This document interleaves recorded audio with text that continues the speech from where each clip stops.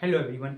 क्या आपको पता है कि इंडिया में कुछ लैंडफॉर्म्स ऐसे हैं जो कि फ्लैट भी हैं और हाई भी हैं, यानी मीन्स एलिवेटेड हैं, और कुछ इंडिया में ऐसे लैंडफॉर्म्स हैं जो कि फ्लैट भी हैं, ऊपर से साथ साथ एकदम जो सरफेस इनका एकदम प्लेन है। ठीक है, तो हम लोग बात कर रहे हैं प्लेट्यूज की एंड प्लेन्स की। ओके, सो आज हम लोग बात करते हैं लैंडफॉर्म्स में प्लेट्यूज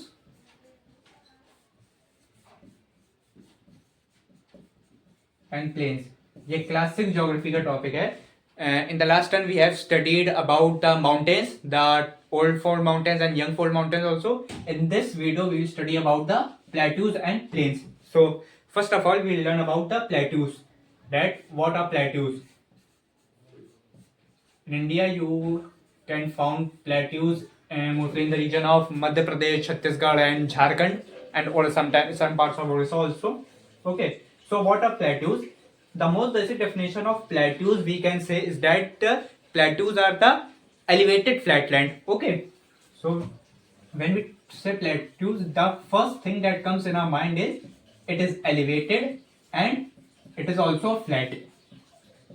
Okay, अब ये क्या जोल है कि एलिवेटेड भी हैं और फ्लैट भी हैं। मीन्स कुछ हाइट तक एलिवेटेड है, यानी कुछ हाइट पे हैं, यानी एक सर्टेन हाइट तक जाते हैं, उसके बाद वो एकदम फ्लैट सरफेस की तरह, जैसे कि प्लेन्स होते हैं, जमीन होती है, बिल्कुल वैसे ही एकदम फ्लैट हो जाते हैं। इसको हम लोग दूसरे टर्म्स में हम लोग कह सकते हैं कि it is a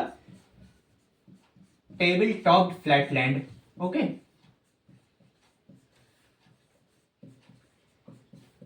means plateaus एक टाइप से टेबल टॉप की तरह, जैसे कि आप लोगों ने टेबल देखी है कि एक हाइट पे होती है, उसके बाद ये पूरा सर्कल जो होता है टेबल का, टेबल एक टाइप से चार पाए होते हैं और चार पार पे ऊपर एक पूरी फ्लैट सरफेस होता है। तो ऐसे ही प्लेटूज भी हैं एक टाइप से कि हाइट है उनकी, लेकिन बाद में फ्लैट ही हैं पूरे। Okay, so we can say it as table top flatland also. Okay, and they can rise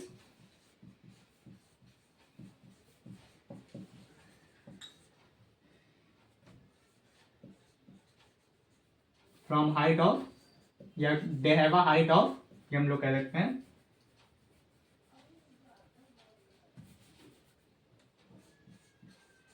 they have height of 200 metres, mostly वो सॉरी 400 मीटर्स हम लोग कह सकते हैं, 400 मीटर्स है, और ये बहुत हाई तक जाते हैं, यानी 6000 मीटर्स तक भी जाते हैं। ठीक है, and can extend up to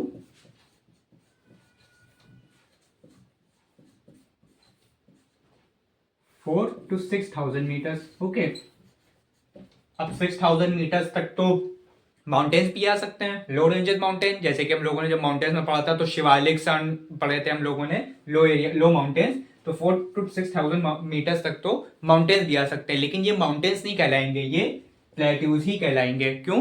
क्योंकि the one thing that distinguish between the plateaus and the mountain is that plateaus have a flat land, means flat surface. Mountains have a conical surface, okay, at the top, and the plateaus have a flat surface at the top. Okay, so that thing distinguishes between a plains and a mountains. Okay, I think have you understood this? So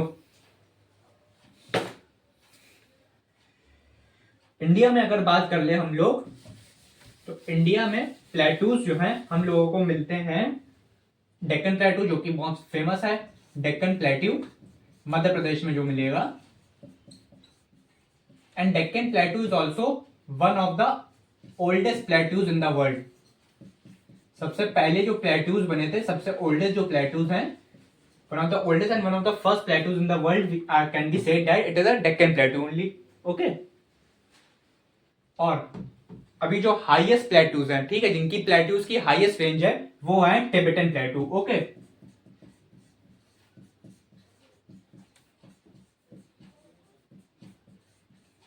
Tibetan plateaus have highest ranges. Okay, so rise from a height of 4000 to 6000 metre. ये हम लोगों ने discuss किया था कि जो plateaus 4 to 6000 metre तक rise कर सकते हैं वो टिबेटन प्लेटूज ही हैं। ठीक है, so they can be called as the highest plateaus. Okay,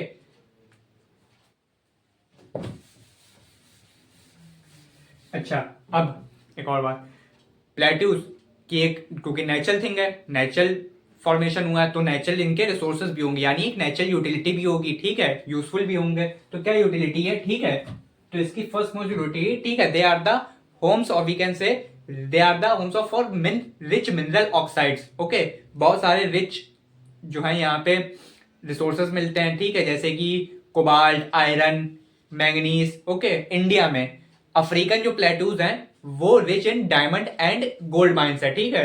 so African plateaus हम लोग यूज देखें,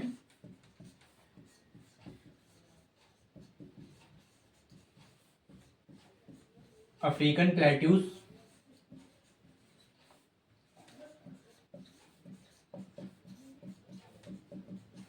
are rich in diamond and gold. So बहुत सारी माइनिंग जो है अफ्रीकन प्लेटूज में होती है, यानी अफ्रीका के प्लेटूज में बहुत सारी माइनिंग होती है, ठीक है। इसी वजह से होती है कि अफ्रीका एक हब है ये सब नेचुरल रिसोर्सेज का, कि डायमंड और गोल्ड उन प्लेटूज में बहुत ज्यादा ह्यूज अमाउंट में पाए जाते हैं, ठीक है। और इंडिया में, अगर इंडिया में देख लें, सो इन इंडिया जो हम लोगों ने देखा था डेक्कन प्लेटू,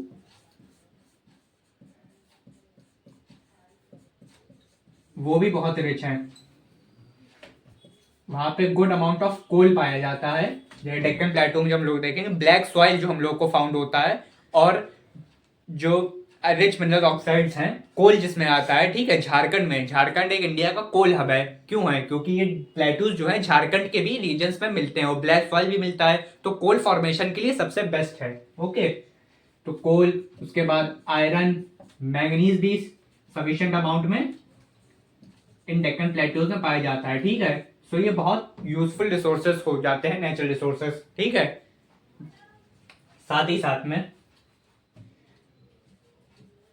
माइनिंग के एरियाज भी सबसे ज्यादा ही मिलेंगे, मध्य प्रदेश, झारखंड, उड़ीसा, ये सब माइनिंग के एरियाज हैं। क्यों, क्योंकि यही ये सब चीजें ऐसे नहीं मिल जाएंगी, ये सब माइनिंग करके ही निकाली जाएंगी, ठीक है। तो ये सारी यूटिलिटीज हैं डेक्कन प्लेट्यूज की। ओके, अब कोल, आयरन, मैंगनीज का तो आप सब लोग यूज जानते हैं, आजकल सर्दी इतनी है तो कोल एक जाहिर सी बात है कि बहुत यूज है कोल का, ठीक है। तो एक सारा कोल कहाँ मिलता है, यही इंडिया का जो मेनली 80% हम लोग कह सकते हैं जो कोल है, यहां से प्रोडक्शन होता है, यही डेक्कन प्लेटूज से प्रोडक्शन होता है। 70 to 80%, more than half of the in exports of in almost of the half of the production is done in these states only, Jharkhand, Madhya Pradesh, Odisha and Chhattisgarh also, because Deccan plateaus are found there, and so the coal also, and so with the case of iron and manganese also. Okay, sorry. Also some plateaus have waterfalls also, in Karnataka the Jog falls and the Hundu falls also. I don't know the place of the state place, but Hundu falls I've heard the name, the Hundu falls and the Jog falls in Karnataka, that I know. So it is found Jog rain falls. Okay, Jog falls, so where it is situated in the plateaus only. Okay, तो plateaus में हम लोगों को कुछ waterfalls भी देखने को मिलेंगे, बहुत अच्छे वाटरफॉल्स, ठीक है। आई थिंक प्लेट्यूज आपको समझ में आ गया होगा टॉपिक अच्छे से। तो हम लोग नेक्स्ट मूव करते हैं प्लेन्स पे।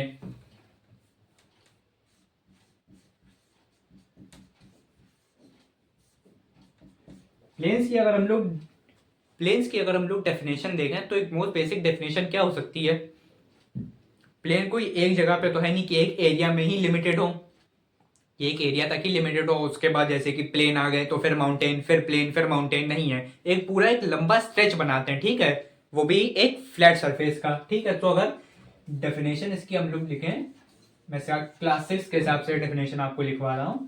सो can be said that plains are the large stretches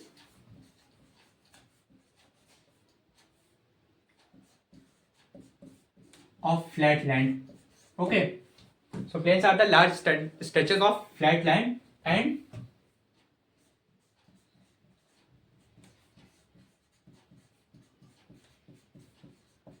they cannot rise above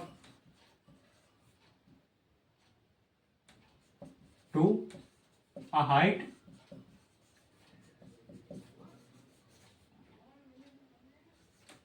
of 200 metre, यानी 200 मीटर के ऊपर वो राइज नहीं कर सकते, यानी प्लेन्स की जो है सर हाइट जो है इतनी ही रहती है, यानी 200 मीटर, यानी अबव द सी लेवल, ठीक है, मीन सी लेवल से 200 मीटर्स तक ही रह सकती है मैक्सिमम, उसके ऊपर ये लोग नहीं जा सकते, ठीक है।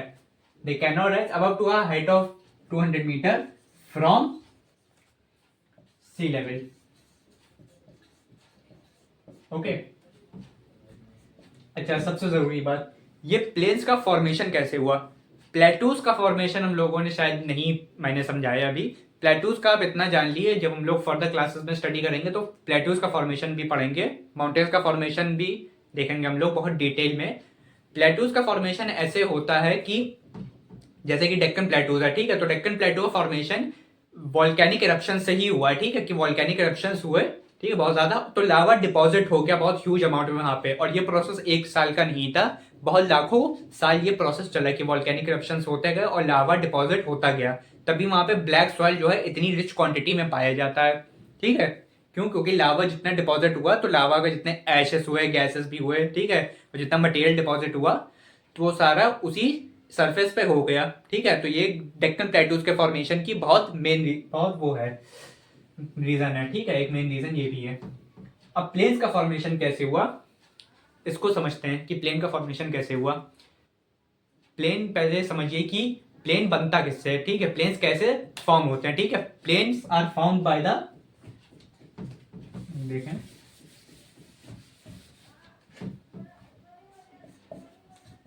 फॉर्मेशन कैसे हुआ प्लेन्स का। So plains are formed by the, plains कैसे फॉर्म होते हैं, plains are formed by the rivers and its tributaries, यानी प्लेन जो बनते हैं वो या तो रिवर्स बनाती हैं या तो रिवर्स की ट्रिब्यूटरीज बनाती हैं, ठीक है। कैसे बनाती हैं, अब रिवर्स का क्या रोल होता है प्लेन बनाने में, इसको समझते हैं। तो ध्यान से पहले समझिएगा, पहले आपको एक्सप्लेन कर दूं उसके बाद मैं लिख पाऊंगा एक एक चीज, ठीक है। प्लेन बनते कैसे हैं, देखिए, पानी का काम होता है कि काटना, ठीक है, किसी चीज को काटना, यानी अगर पानी बहुत प्रेशर से बह रहा है तो वो काट देगा चीजों को, ठीक है। तो पानी, अब जैसे कि रिवर्स जो है, आपको पता है कि रिवर्स यहां तो है नहीं, रिवर्स कहां पे फॉर्म होती है, इन द हिमालयाज। अगर गैंजेस रिवर भी है गंगा, तो गंगा कहाँ होगी, गंगोत्री ग्लेशियर्स में, ठीक है, गंगोत्री ग्लेशियर उसका ओरिजिन है, ठीक है, नंगा पर्वत एंड ऑल दैट, ठीक है, ठीक है। तो जितनी भी ग्लेशियर्स हैं वही फॉर्मेशन, चाहे यमुना भी हो, ठीक है, चाहे इंडस वैली, इंडस रिवर भी हो, ठीक है, तो सारी रिवर्स कहाँ फॉर्म होती है, हिमालयाज में और ग्लेशियर्स में, ठीक है। गंगा का एग्जांपल लेके बता रहा हूं मैं, यूपी के जितने भी प्लेन्स हैं उनको लेके, कि गंगा कहाँ पे फॉर्म होगी, गंगोत्री ग्लेशियर में, ठीक है। तो अब गंगोत्री ग्लेशियर में जब ये फॉर्म होती है, ठीक है, तो वहां से पानी जो है यानी रिवर्स फॉर्म होती है, यानी जब ग्लेशियर मेल्ट होता है तो वो बनाता है पानी, ठीक है, वाटर फॉर्म होता है, और वाटर क्या करता है, फ्लो होता है। तो जब इतनी हाइट से पानी जब फ्लो होगा तो कैसे फ्लो होगा, the water flows through the mountains only, or we can say that the river flows through the mountains only. So what does the river do? The river erode the mountains and the slopes, okay. So when the river erodes the slopes and the mountains, okay, so they carry what they carry, जब वो पानी जाएगा mountains के through या काटते हुए, तो उसमें क्या क्या साथ लेके जाएगा पानी, जितना भी उसका सैंड होगा, सिल्ट होगा, यानी डिपॉजिट या एरोडेड मटेरियल, पत्थर होंगे, कंकड़ होंगे, वो सारी चीजें अपने साथ साथ एक फ्लो के साथ लेता चले जाएगा। पानी का प्रेशर बहुत तेज होता है तो इंसान को भी साथ में ले जाता है, तो पत्थर क्या चीज है, तो पानी और जितने भी डिपॉजिट मटेरियल्स हैं वो सबको साथ में ले जाएगा वाटर, यानी जो रिवर है, ठीक है। तो और जाके डिपॉजिट कहाँ करेगा, कहीं जगह तो जाके रुकेगा, अगर इतनी हाइट से बह रहा है कहाँ रुकेगा, एकदम जहां पे उसको दिखेगा कि प्रेशर एकदम लो हो गया, यानी खत्म हो गया प्रेशर, तो वहां पे जाके रुक जाएगा। तो जितना भी एरोडेड और डिपॉजिट मटेरियल है वो वहीं पे जमा हो जाएगा, यानी सबमिट हो जाएगा। और यही एक रीजन है कि प्लेन फॉर्मेशन का, ठीक है, कि जितना भी सैंड स्लेट डिपॉजिट, जितना भी जहां जाके डिपॉजिट होगा उसी एरिया में यही फॉर्म करेगा प्लेन्स, ओके। अब लिखवा लेते हैं हम लोग, थोड़ा सा लिखते हैं कि ये तो हम लोगों ने लिख दिया कि plains are found by the rivers and its tributaries. Okay, so सबसे पहले देखते हैं, ठीक है, प्लेन रिवर्स, ठीक है,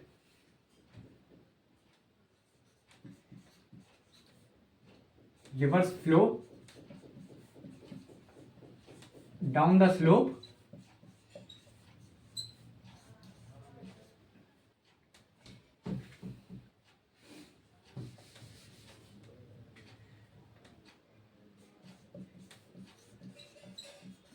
by eroding the mountains।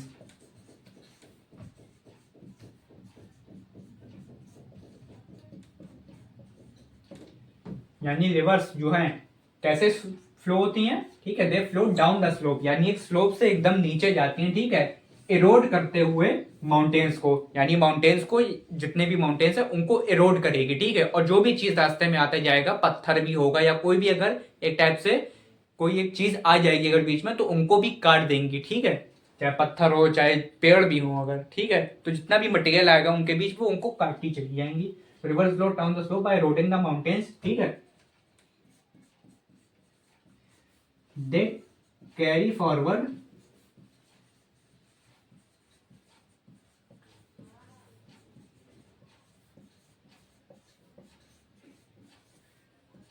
the eroded materials। अब eroded materials क्या है,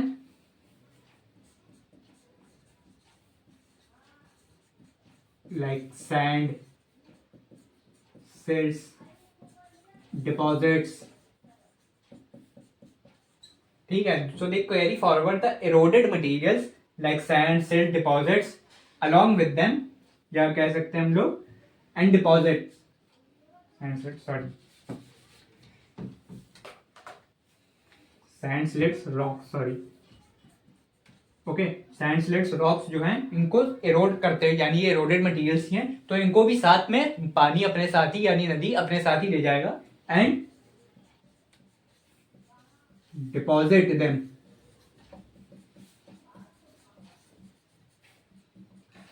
इन द वैलीज, वैलीज में भी डिपॉजिट होगा।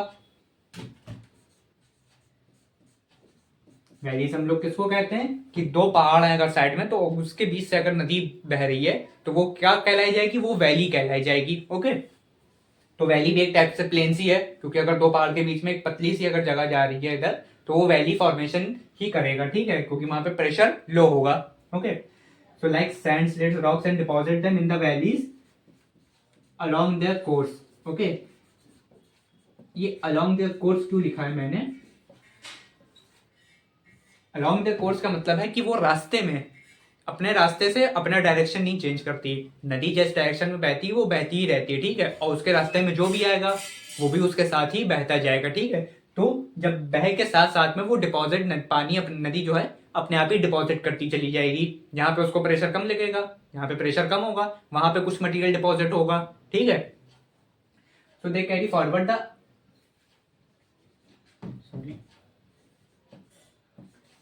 they carry forward the eroding material like sand, slits, rocks and deposit them in the valleys along their course. Okay, these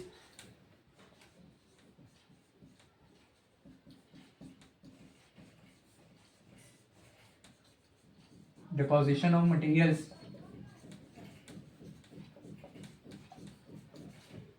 led to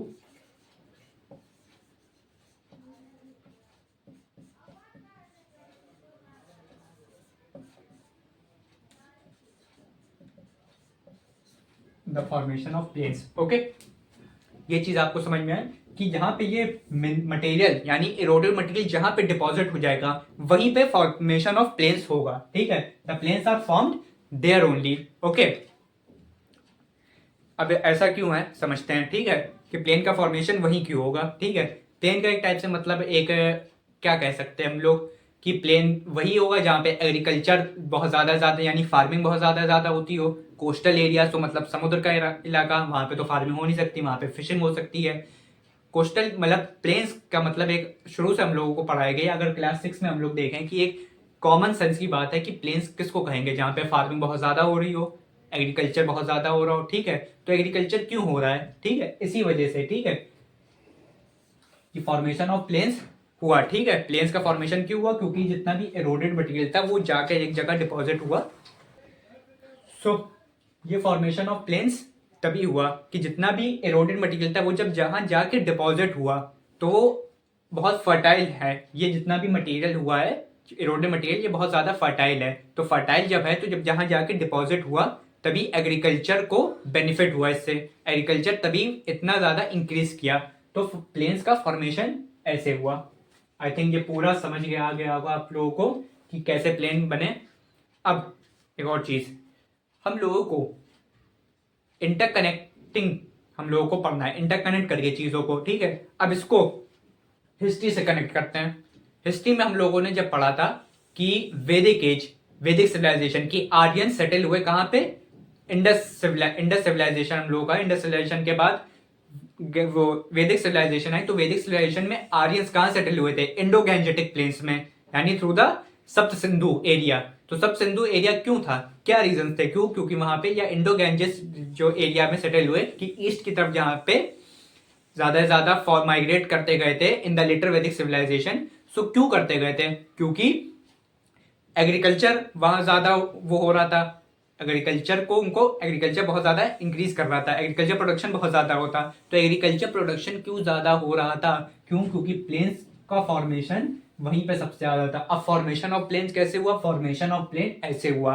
तो formation of planes में एक चीज important क्या है कि डिपॉजिट मटीरियल जिसको हम लोग कहते हैं प्लेन्स में सबसे ज्यादा जरूरी चीज क्या लगती है, एलुवियल सॉइल। एलुवियल सॉइल क्या होता है, यही तो होता है कि जब एरोडेड मटेरियल्स एक जगह डिपॉजिट हो जाते हैं तो वहां का सॉइल जो है, यानी सॉइल भी जो बहुत ज्यादा एलुवियल फर्टाइल होता है। तो एलुवियल सॉइल ही बहुत बेसिक कॉन्स्टिट्यूएंट है, बेसिक यूनिट है प्लेन्स के फॉर्मेशन के लिए और एग्रीकल्चर के लिए भी, फर्टाइल एग्रीकल्चर के लिए भी या इरिगेशन के लिए भी बहुत ज्यादा यूजफुल है, ठीक है। ऐसे इंटरकनेक्टिंग करके हम लोगों को पढ़ना है। हम लोगों को हमेशा से बचपन से यही पढ़ाया गया कि हर चीज अलग अलग रटा दिया, प्लेन्स अलग, ज्योग्राफी में, हिस्ट्री में अलग, कुछ समझ में नहीं आया।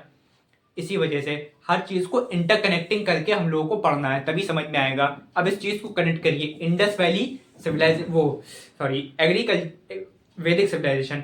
वैदिक सिविलाइजेशन क्यों इतनी चली इतने सालों तक, means from 1500 BC to 500 BC, क्यों इतनी नरिश करी, चरिश कर गई इतनी इंडस वैली वो वेद सॉरी बार बार इंडस वैली कह रहा हूँ, वैदिक सिविलाइजेशन। इसी वजह से, ठीक है, कि एग्रीकल्चर बहुत ज्यादा होने लगा था। वैदिक पीपल लोग बहुत ज्यादा एग्रीकल्चर पे फोकस करने लगे थे। लेटर वैदिक तो और ज्यादा एग्रीकल्चर फोकस हो गए थे। क्यों हो गए थे, और वो इंडो गैंजेटिक प्लेन्स में ही सेटल हो गए थे। आर्यंस जो है, अर्ली आर्यंस भी और लेटर आर्यंस भी, क्यों इसी वजह से, ठीक है, फॉर्मेशन ऑफ प्लेन्स, क्योंकि प्लेन्स यहीं पे डेवलप हुई थी, गैंजेटिक प्लेन्स। तो आपको समझ में आया कि प्लेन्स क्यों फॉर्म हुई।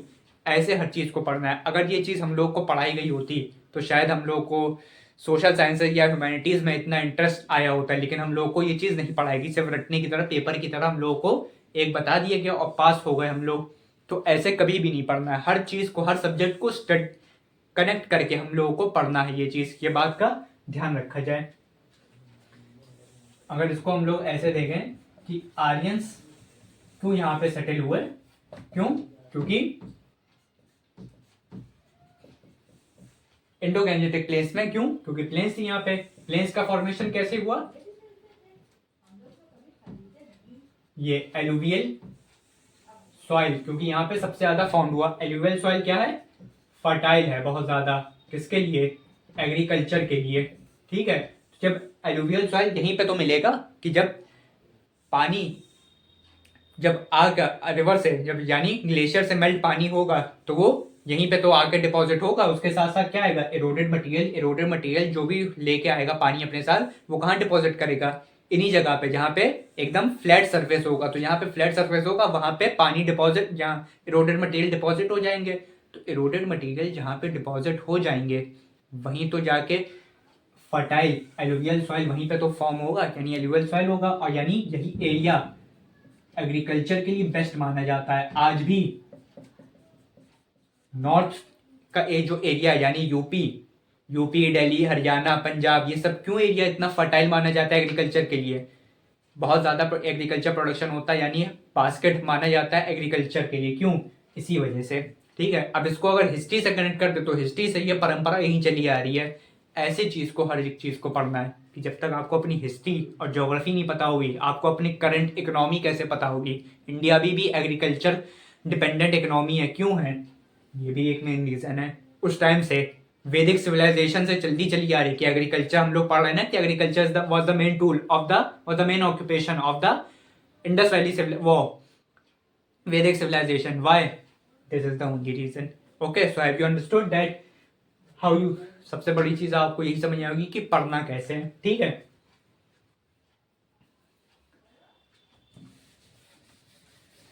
अब प्लेन्स का भी क्या यूज होता है? बहुत ज्यादा यूज होता है।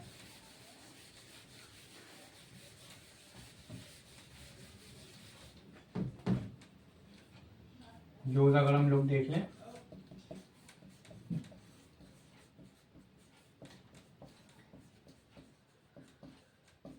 heavy population lives in plain। अब प्लेन्स में इतनी हैवी पॉपुलेशन क्यों रहती है? अभी जो मैंने रीजन बताया, क्यों?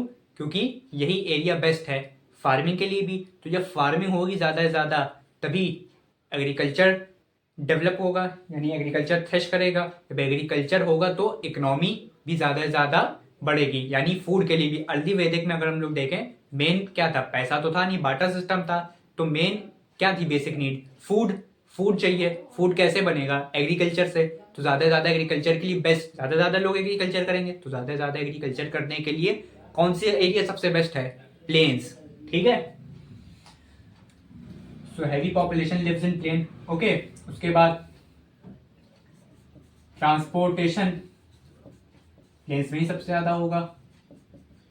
क्यों प्लेन्स में सबसे ज्यादा होगा ट्रांसपोर्टेशन? क्योंकि फ्लैट सरफेस है, मूवमेंट ऑफ व्हीकल्स बहुत स्मूथली होगा, ना कि रफ टेरेन नहीं है प्लेट्यूज की तरह या माउंटेन्स की तरह, या कोई एक ऐसा टफ टेरेन नहीं है। ठीक है, कि ऊबड़ खाबड़ रोड है, एकदम स्मूथ सरफेस है ना। ओके, तो ट्रांसपोर्टेशन ज्यादा से ज्यादा होगा, स्मूथ ट्रांसपोर्टेशन हम लोग लिख सकते हैं। ठीक है, उसके बाद हम लोग लिख सकते हैं वेदर, क्लाइमेट भी बहुत सूटेबल क्लाइमेट हम लोग लिख सकते हैं। क्लाइमेट भी बहुत ज़्यादा सूटेबल रहेगा, सूटेबल क्लाइमेट फॉर लिविंग। या एक हम लोग रीजन लिख सकते हैं,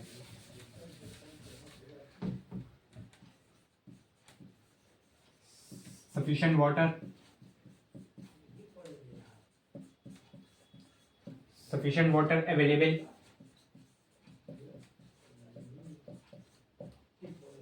खाना और पानी, यही एक ह्यूमन लाइफ की बेसिक नीड है, आज भी यही है। मटेरियलिस्टिक थिंग चाहे जितनी भी ज़्यादा लोगों की बढ़ जाए कि फ़ोन ज़रूरी है, सबसे बेसिक चीज़ आज भी ही ज़रूरी है, खाना और पीना।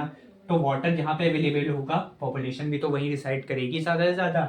So the population will decide, the population will reside here only where the water availability is the most, and where the water availability is the most, in the plains only. Why? The reason I have told you before only. Okay, so have you understood the formation of plain and what are the uses of plain? Okay, ये बहुत basic concepts हैं जो आपके आगे चल के high level पे बहुत काम आने वाले हैं। आदमी जो है, इंसान, लोग बीटेक कर ले रहे हैं और एमबीए तक कर ले रहे हैं, लेकिन बाद में जाके यही 6th-7th क्लास की किताबें ज्योग्राफी और ये पढ़ रहे हैं, क्योंकि कॉम्पिटिटिव एग्जाम देने के लिए, क्योंकि उनको क्लास 6-7 में यही पढ़ाया गया था रट के, कि बस पास हो जाओ, जो भी लिखना हो लिख दो, रट लो, उसके बाद छाप दो 5-6 लाइनें, कुछ भी। 10th तक हिस्ट्री ज्योग्राफी और सिविक्स पढ़ी, उसके बाद छोड़ दी, याद ही नहीं रहा ये सब कि इंटरकनेक्टिंग करके कैसे पढ़ना है, या एक सोच डेवलप करके। पढ़ने का काम क्या है कि सोच आपकी डेवलप करना। आपकी सोच ही नहीं डेवलप हो पाई इस चीज़ में, साइंस में भले ही हो गई, सोशल साइंस में रह गई। तो ऐसे पढ़ना है हम लोगों को। Okay, so I think this is enough for today. If you have any doubt then let me know in the comment section also. और अगर इसके बारे में और जानना है, ठीक है, तो इसके बारे में आगे जब हम लोग नेक्स्ट क्लासेस में और हायर क्लासेस में हम लोग स्टडी करें, क्लास 7-8 अभी तो बहुत बचा है, अभी तो स्टार्टिंग है। ठीक है, तो हायर क्लासेस में अभी हम लोग बहुत अच्छे से हम लोग डीपली स्टडी करेंगे। और भी लैंडफॉर्म फॉर्मेशन है, सिर्फ यही नहीं है, अभी प्लेन्स में भी बहुत सारे लैंडफॉर्म फॉर्मेशन आएंगे और रिवर्स में भी। अभी मोराइंस हम लोग पढ़ेंगे ज़्यादा से ज़्यादा, जो रिवर फॉर्म हुई है, जैसा कि मैंने कहा, रिवर एरोडेड मटेरियल्स यानी रॉक्स और ये सब लेके आती हैं, ठीक है। तो दो रीजन बनते हैं प्लेन्स में भी, भाबर और तराई रीजन, ठीक है। तो वो सब हम लोग डिटेल में पढ़ेंगे। सो आज के लिए इतना काफ़ी है। If you okay, so thank you very much.